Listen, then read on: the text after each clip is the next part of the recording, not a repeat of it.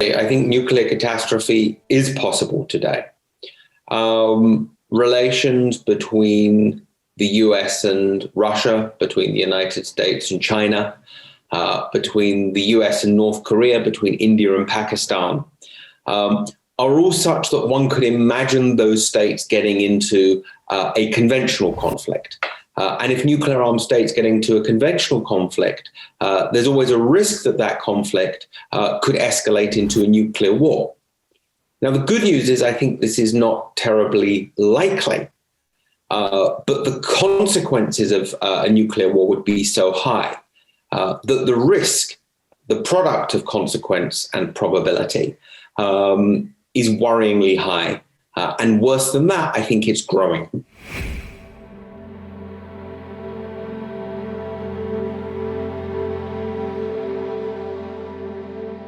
Part of it is I think the risk of nuclear war today is smaller than during the Cold War.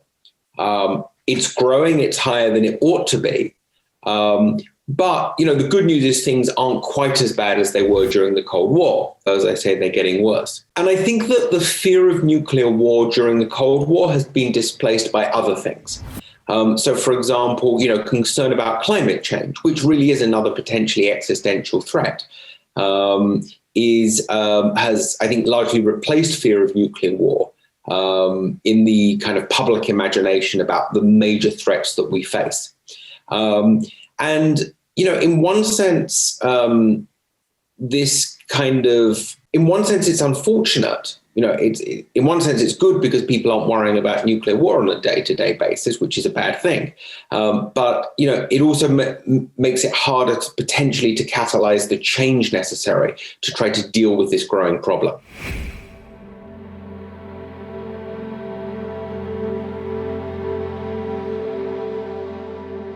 The Cold War had a very specific meaning to me. The Cold War was about an ideological confrontation between, capitalism and communism. The United States and Russia and the United States and China have important ideological differences today. I don't think those ideological differences, however, are nearly as big as the ideological differences within the Cold War. So I think that the Cold War paradigm is a slightly misleading one. But that doesn't mean, as I've already said, that relations aren't getting a lot worse. They really are.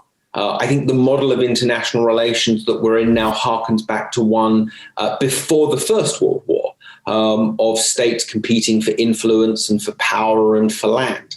And those are potentially very dangerous drivers and catalysts of conflict. And so, I certainly worry about the possibility that even if the Cold War isn't quite the right model, quite the right way of thinking about today's risks. Those risks are still very real because states are still competing in ways that could lead to war or conflict.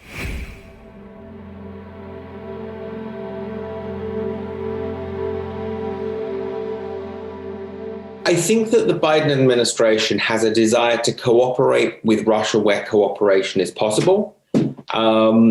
Recognizing that there's going to be lots of areas in which the US and Russia are competing and which cooperation is not going to be very easy. But nuclear weapons are one of the areas in which I think cooperation really could be possible. And both sides say at this point that they want to engage in a strategic dialogue. And so, I'm optimistic that that dialogue will start. In terms of my vision for that process, I mean, the way that I view it is you want to be working on two different things simultaneously. On the one hand, you want to be working on a new strategic arms control treaty to replace New START, to manage the offensive weapons, both nuclear and non-nuclear, that are of concern to each side. And then secondly is simultaneously to be working on confidence building measures that address concerns that can't easily be managed through a treaty. Those are issues like ballistic missile defense, which is a major concern to Russia, non-strategic nuclear weapons, which are a major concern to NATO. And so this kind of dual track approach of working on both treaties and non-legally binding measures at the same time, that seems to me like a realistic way forward on US-Russia cooperation on nuclear weapons.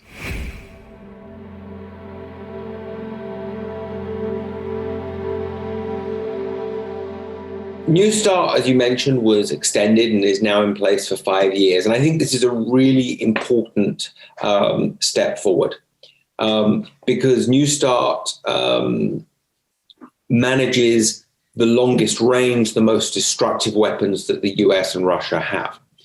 But it doesn't manage all of the different capabilities that are of concern to each side. Even those, even within the sphere of weapons that are directly relevant to nuclear weapons. So it doesn't manage non-strategic nuclear weapons. It doesn't manage ballistic missile defense, which is a concern to Russia, insofar as Russia's worried that US missile defenses could intercept Russian ballistic missiles. It doesn't manage non-strategic nuclear weapons. There's various conventional capabilities that threaten nuclear weapons that it doesn't manage. And so New START is both important, but it's only one small part of the puzzle.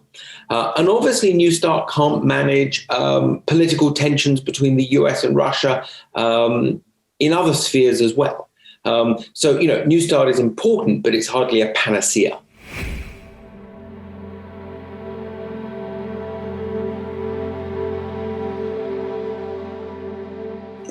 As you know, the Trump administration withdrew from the Joint Comprehensive Plan of Action. The Biden and the Iran deal. The Biden administration wants to re-enter the Iran deal, and for both sides, for the US and Iran, to live up to all of their obligations under the deal. And there's now indirect negotiations going on in Vienna between Iran and the other signatories to the deal, and also the United States, which is currently withdrawn from the deal. I'm actually quite optimistic that these negotiations are going to end with both sides, the US and Iran, coming back into full compliance with their commitments under the JCPOA, which I think is absolutely the best way to try to manage the proliferation risk coming from Iran. That Iran is now enriching to 60%, which is a significant escalation of this crisis, following on from what we believe was an Israeli attack against Iran's nuclear facilities. That is a significant escalation, but it's also reversible. It's technically not difficult for Iran to so-called downblend that 60% enriched uranium. And so, if these negotiations in Vienna are successful, and I don't know whether they will be, but I'm inclined to think they will be at the moment, then one would see a situation in which Iran returned to the limits of the JCPOA, which means that it wouldn't be enriching beyond roughly 3.5%. It would have to downblend its existing uranium stockpiles over that limit. It would have to dismantle centrifuges, and in return, it would get very significant sanctions relief from the United States. And at that point, I think it would be worth the two sides talking about more for more, asking what more Iran could do, particularly on ballistic missiles, in return for more sanctions relief for the US. But if you want to get to that conversation, you have to re-enter the JCPOA first. And as I say, I think that's probably going to happen.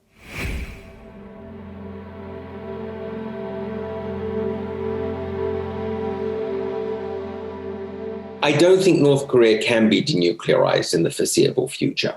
And I think there is a real debate going on within the Biden administration right now as part of a policy review over North Korea about the best way forward with North Korea. The position of the Trump administration was that North Korea had to give up its entire nuclear program, had to completely denuclearize before it got sanctions relief.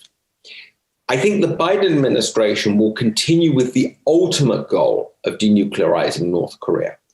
But I think there's a real chance that it's going to decide that on the way to denuclearizing North Korea, it's going to try to strike interim deals with North Korea. One's heard the term way stations to denuclearization being used in the media. So the idea is that rather than having complete sanctions relief for complete denuclearization, North Korea could take some steps towards denuclearization and get partial sanctions relief. I believe this is the only plausible way forward in the short term. And I'm kind of guardedly optimistic that the Biden administration is going to decide on that approach as part of its review of policy.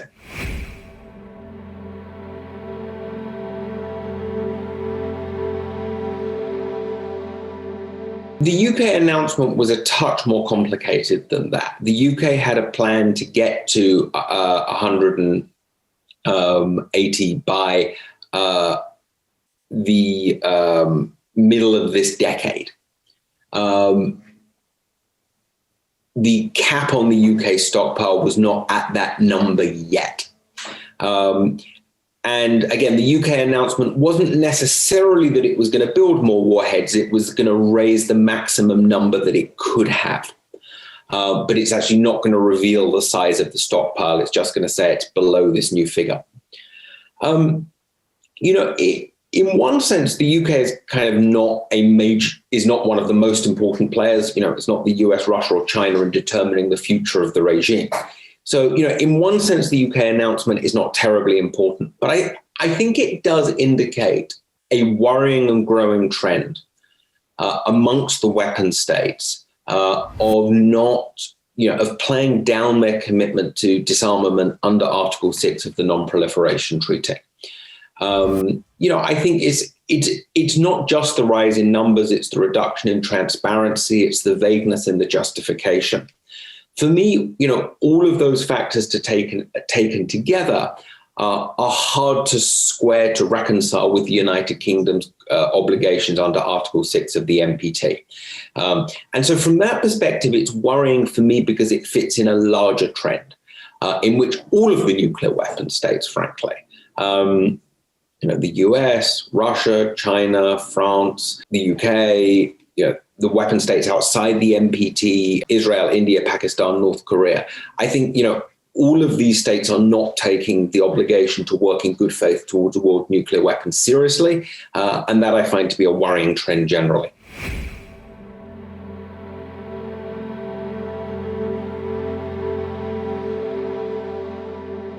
I think a world without nuclear weapons is very difficult to reach in the short term.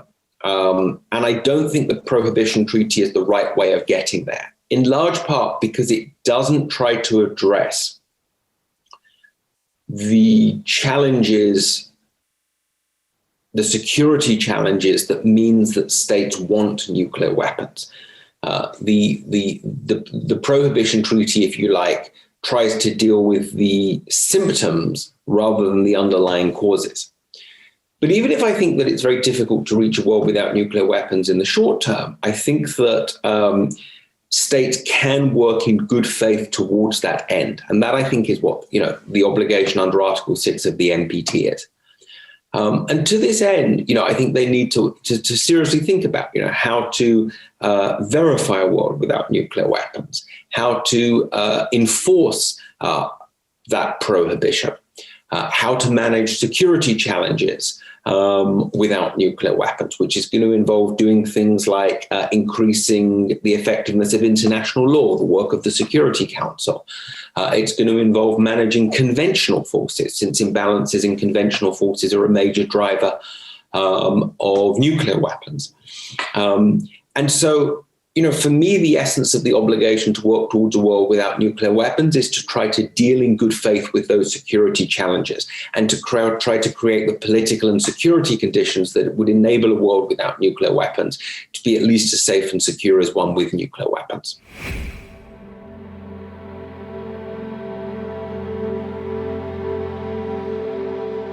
So I think reducing the risk of nuclear use is a critical short-term step. I think that should be our biggest priority on the nuclear agenda right now. At its root, this growing risk is driven by increasingly acrimonious and difficult political relations between the US, Russia, and the US and China. India and Pakistan, the US and North Korea as well. Managing those political relationships is very difficult. It's the job of national leaders, and that's a very challenging thing to do. But I think within the nuclear community, what we need to be working on is ensuring that if a crisis or a conflict does happen, the incentives to use nuclear weapons are minimized. Arms control has a critical role to play there, both in terms of constraining arms races which can increase political tensions, but also in terms of making countries confident in the survivability of their nuclear forces, that those forces can't be destroyed, which is an important step in, that reduces a potential pathway to nuclear use in a crisis or a conflict.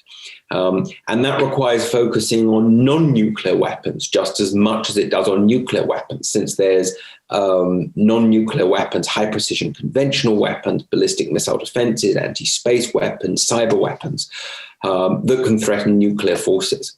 And so the kind of process that I envision here is one that looks not just at nuclear weapons in isolation, but also the advanced conventional capabilities that threatens those weapons, and in a very pragmatic way. Sometimes using treaties and legally binding limits, sometimes with confidence building and transparency, sometimes with behavioral norms, tries to minimize, it's something that I term the entanglement between nuclear and non-nuclear weapons, but these interactions between nuclear and non-nuclear weapons that could increase pressure to use nuclear weapons in a crisis or conflict. We need a process that mitigates those kinds of risks.